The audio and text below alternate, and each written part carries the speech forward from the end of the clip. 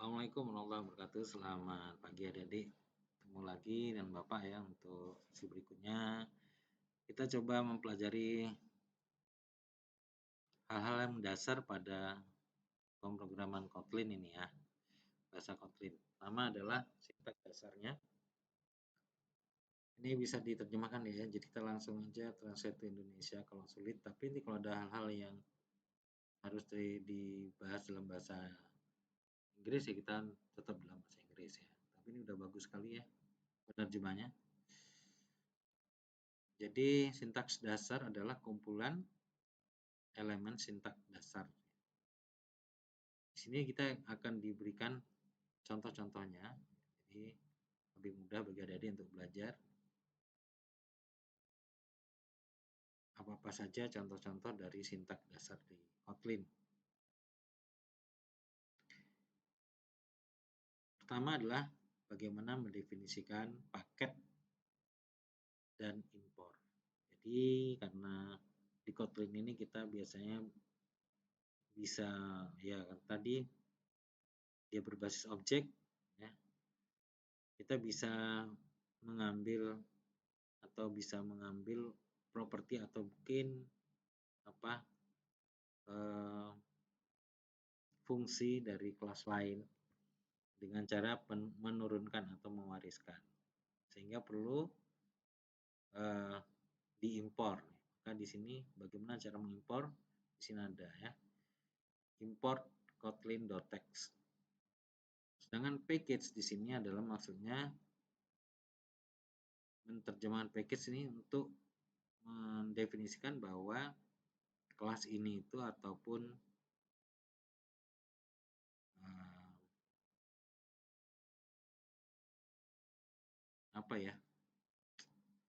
program atau file ini tersimpan pada folder ini gitu ya. Package ini berarti foldernya. Kita untuk menentukan misalnya kita membuat kelas baru mau disertakan di dalam package tertentu, maka tinggal nulis di baris paling atas package spasi lalu nama package kita ya, nama package kita. Jadi biasanya package ini pada saat Anda bikin kelas itu sudah diminta namanya apa. Nah, ini kita bisa memasukkan file barunya di dalam package tersebut. Lalu kalau mau lebih detail lagi seperti apa package itu kita bisa lihat di sini. Nah, ini ya. Misalnya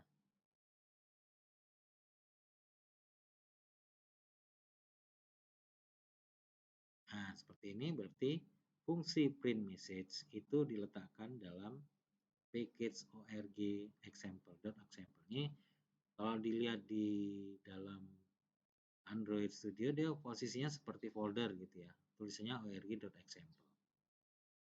Contohnya ya. Oke, selanjutnya adalah di sini contoh titik masuk program. Bagaimana kita masuk ke dalam program. Titik masuk aplikasi Kotlin adalah dengan menerapkan fungsi main. Jadi misalnya di sini kalau kita terjemahkan dalam bahasa Inggris lagi ya, itu tertulisnya begini, fun lalu main, fun main, entry pointnya itu ya, titik masuknya itu entry pointnya adalah fun kemudian main. Kalau nggak ada main berarti kita tidak bisa mengimplementkan kelas-kelas dan objek yang kita buat tadi, ini tidak bisa dijalankan di aplikasi, harus masuk di main. Jadi ini kuncinya fun terus main. Berarti kalau ada ini berarti ini yang program utamanya ya.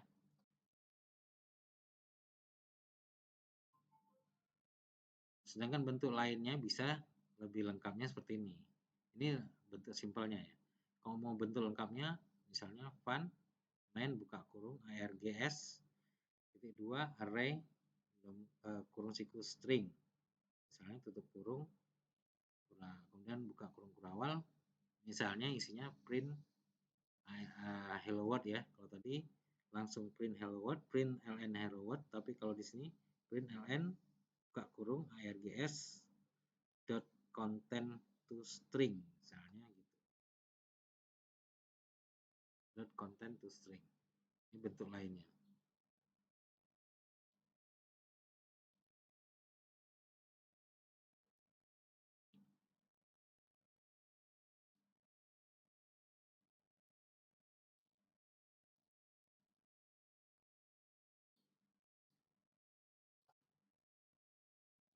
Ini bentuk lain dari main untuk menerima variabel number of string argument. Jadi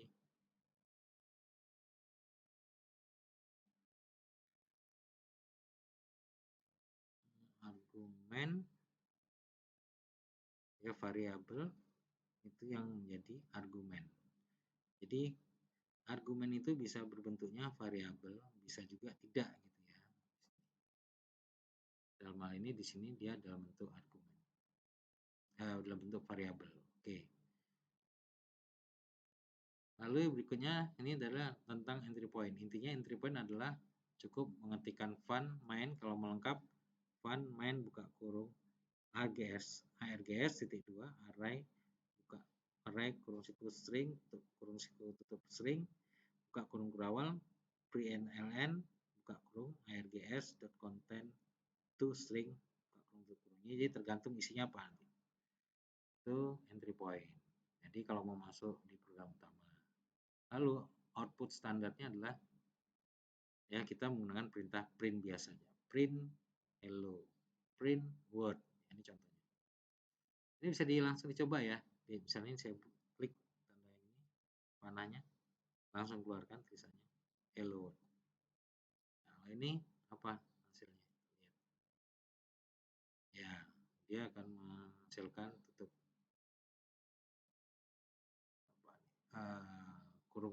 kurung siku ya. Jadi nggak ada isinya sih memang kalau ini. Kalau ini ada nih hello world. Ini langsung diisi. Kecuali di sini langsung tadi kita isi dia keluar hello world. Kita isi print yang di print apa gitu ya. Jadi kalau yang di sini tergantung apa yang mau di print. Ya, printer apa yang mau di print.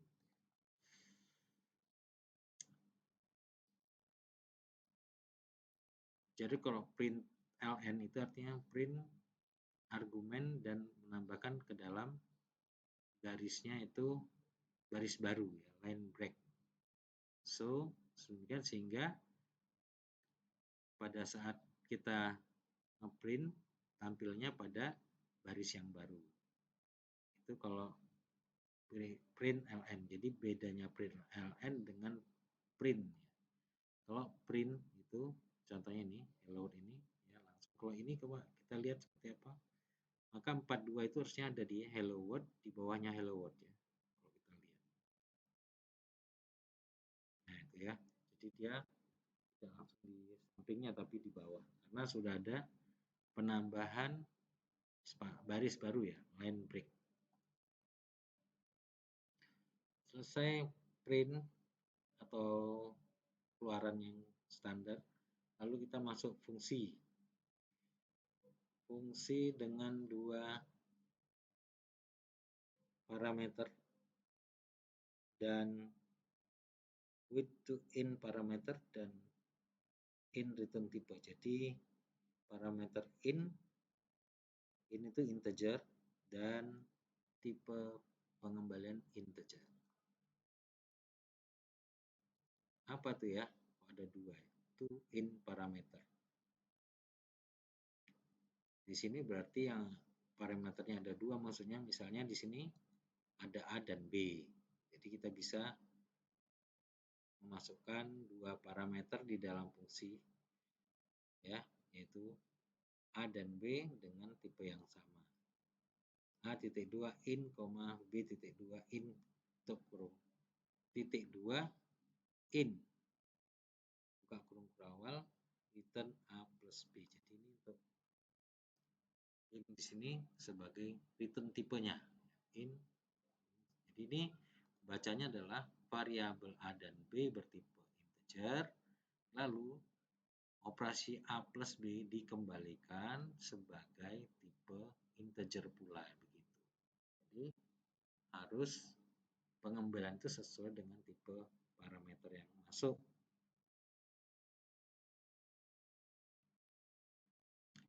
Lalu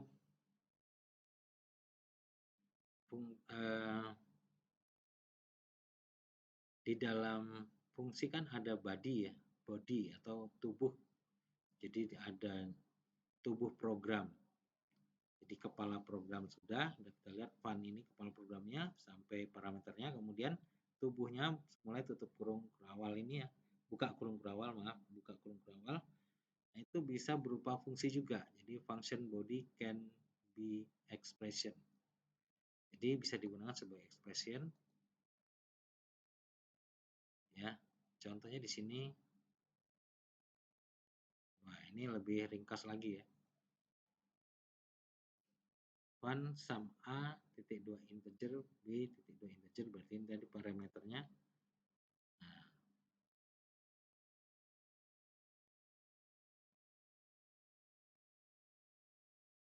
jadi function body ini bisa dalam bentuk ekspresi langsung. Nah, ini ya. Lebih ringkas kalau kita tidak menggunakan kurung kerawal maksudnya.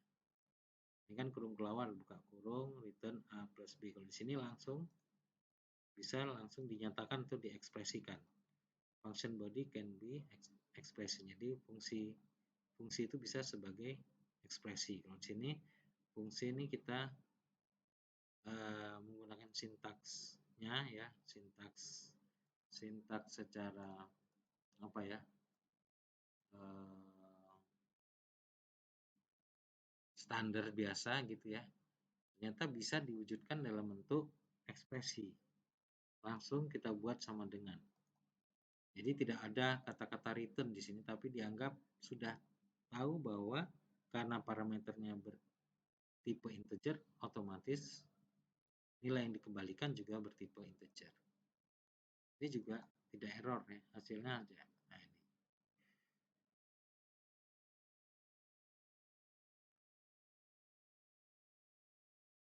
Oh, di sini kenapa ada angka 23, 19 dari mana, Pak? Ya, ini kan potongan program. Ini kalau mau diklik lengkapnya plusnya diklik nih. Nah, itu ya.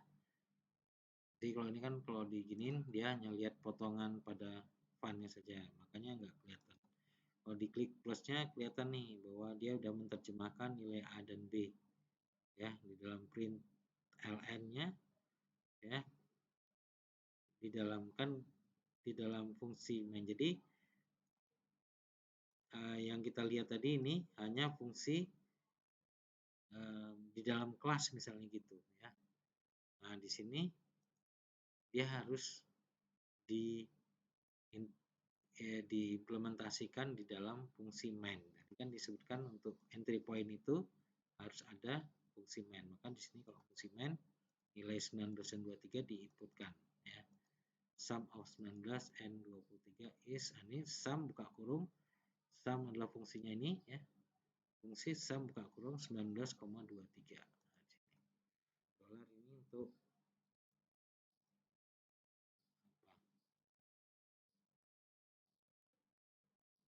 tanda untuk mengambil nilai fungsi di sini ya.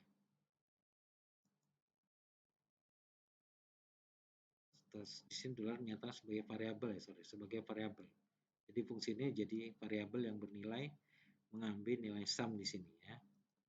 Gitu. Nah, ini udah langsung menggunakan fungsi utamanya. Hasilnya adalah 19 tambah 23 adalah 42.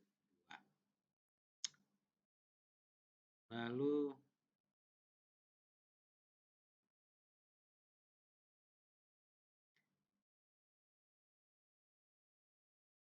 apa maksudnya? Function that return no meaning value.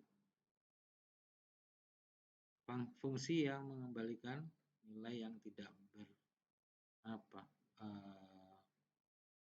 tidak yang bermakna gitu ya. Contohnya apa? Ada fungsi yang mengembalikan nilai tidak bermakna. Kalau ini kita jalankan sebentar, kita lihat hasilnya. Sum of minus 1 and 8 adalah 7, benar ya? Function that return no meaningful value. Di sini masih sama kayak di atas ya. Dua parameter, kalau dilihat A dan B dengan integer tipenya ya. Fungsinya adalah fungsi print sum dan dia menambahkan satu fungsi yang lain di dalam parameter. Jadi tadi kan bisa fungsi ada di dalam parameter, yaitu fungsi unit ya, dengan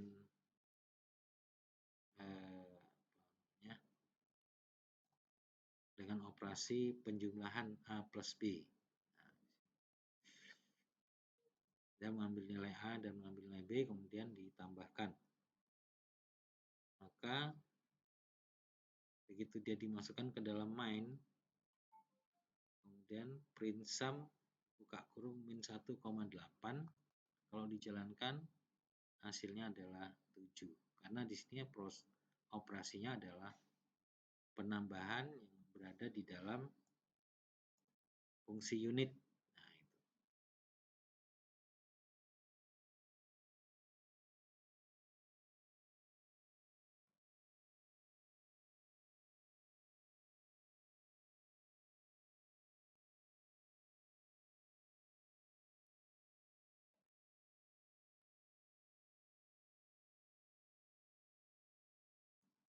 Oke ya.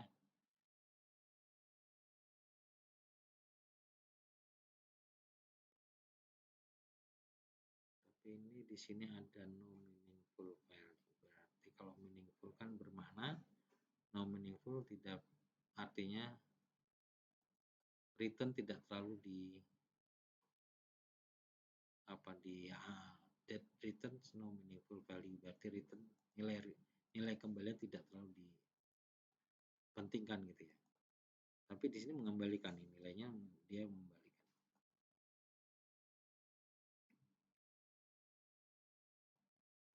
Nilainya 7. Kalau kita ke Indonesia, bentar.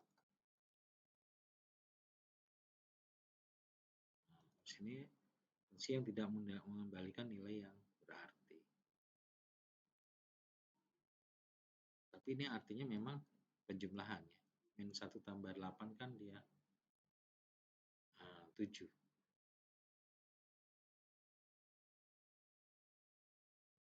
Min 1 dan 8. Oke ya. Itu adalah fungsi-fungsi tadi.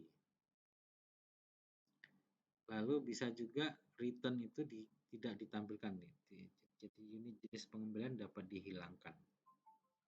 Kalau di sini lihat ya, tidak ada kata-kata return di sini ya. Fun print sum A titik 2 in, B titik 2 in, langsung perintahnya adalah cetak print ln. Jumlah A dan B adalah jumlah dolar A dan dolar B adalah dolar buka kurung kerawal A plus B tutup kurung kerawal. Itu ya.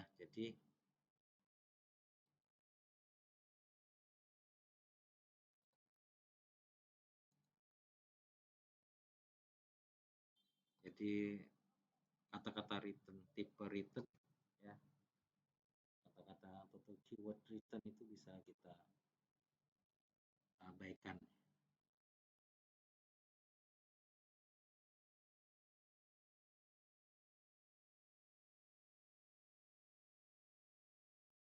Di sini bisa menghilangkan, di sini ada unit ya, unit itu dihilangkan. Oke, berarti di sini tipenya unit ya, tipenya unit sebagai returnnya itu dihilangkan. Dia sudah dianggap tahu gitu ya. Itu kalau di sini bisa menyederhanakan penulisan dari sintak. Jadi kalau sintak ini dijalankan hasilnya pasti sama dengan yang di atas. Nah itu ya, sama. Min 1 dan 8 karena dia modenya penjumlahan, nilainya 7. Oke. Jadi di sini ada lagi ya, return no meaningful value itu ternyata di sini ya, di program keduanya. Di program keduanya itu tipe unit sebagai return itu dia hilangkan karena dianggap udah tahu ya programnya. Dia tetap jalan tidak error.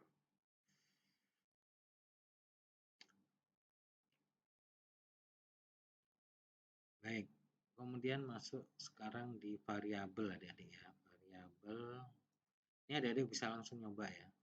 Langsung ngetik nyoba-nyoba saja. Kalau nggak ngerti bahasa Inggris bisa diterjemahkan seperti ini, tapi terkadang ada yang nggak cocok, nggak sesuai. Jadi variabel lokal read only didefinisikan menggunakan kata kunci val. Jadi kalau val itu artinya hanya read only ya.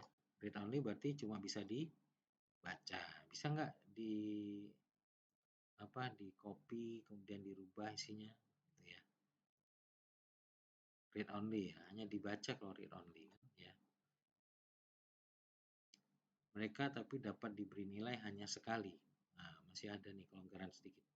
Bisa diberi nilai hanya sekali gitu ya. Contohnya val A.2 in sama dengan 1. Ini penugasan langsung. Val B sama dengan 2. Tipe in-nya itu sudah implicit ya, sudah masuk, sudah dianggap dia ngerti. Val C.2 in. Ketik diperlukan saat tidak ada penginisialisasi ya. Kita kembalikan ke Inggris. Oke, sebentar. Type require when no initializer is provided, ditambahkan. Jadi tipe perlu ya, integernya diperlukan, tipe tertulis in begitu pada saat inisialisasinya tidak ada. Jadi tidak ada inisialisasinya di sini. Kalau ini kan val A.2 in sama dengan 1 ya, sudah jelas. Kalau ini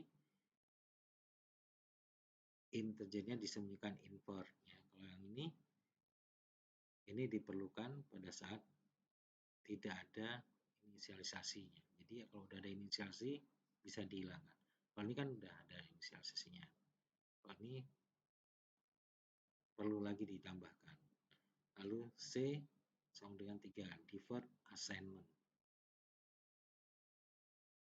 Jadi bisa semacam ini ya, kalau kita jalankan hasilnya A sama dengan 1, B sama dengan 2, C sama dengan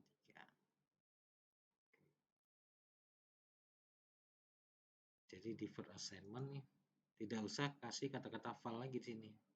Karena sini sudah ada diterjemahkan val C T2 in. Jadi tinggal C sama dengan 3. Itu ya Dede ya.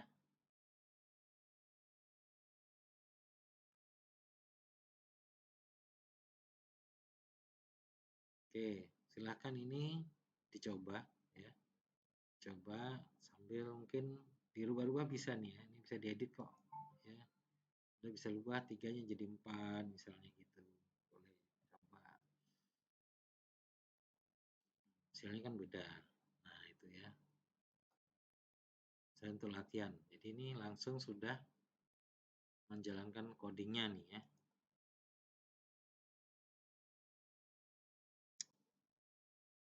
Variabel juga dapat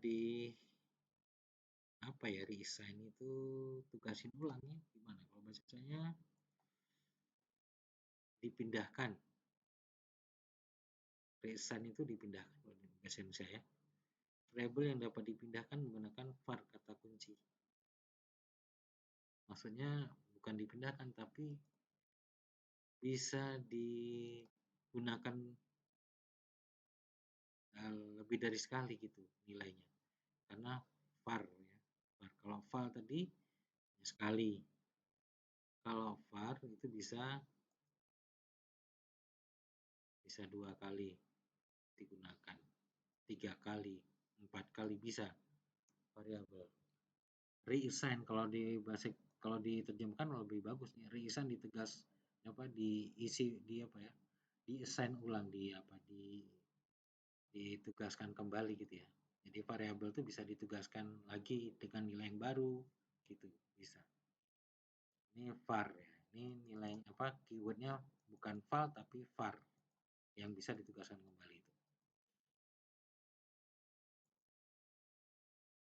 Nah, di sini kita bisa menyembunyikan tipe datanya juga ya. Jadi kalau di Kotlin kita bisa tidak tulis tipe data, itu udah tahu Kotlinnya. Oh, ini berarti integer gitu ya.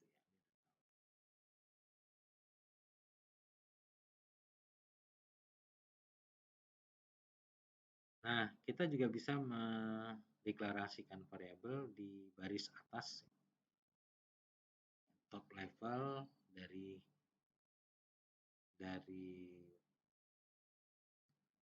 lembar kerjanya ini. Misalnya di sini P itu nilainya 3,14 diletakkan di atas val P sama dengan 3,14, var X sama dengan 0. Maka kalau kita buat fungsi fun increment X buka tutup kurung awal X plus sama dengan 1. Lengkapnya seperti ini ya. Jadi ada fungsi dulu, fungsi increment yang plus sama dengan 1. Dan di dalam fungsi main-nya, nah di sini ada perintah untuk mencetak X, variabel X, variabel P, kemudian fungsi increment yaitu dan mencetak increment ya, tulisan increment X, kemudian mencetak variabel X dan variabel P. Kalau dijalankan hasilnya, nah itu X sama dengan 0, P sama dengan 3,14. Ini yang pertama ya, baris pertama. Kemudian pada saat increment berarti ada penambahan, maka di sini tadinya X sama dengan 0, P-nya menjadi 1, ya kan?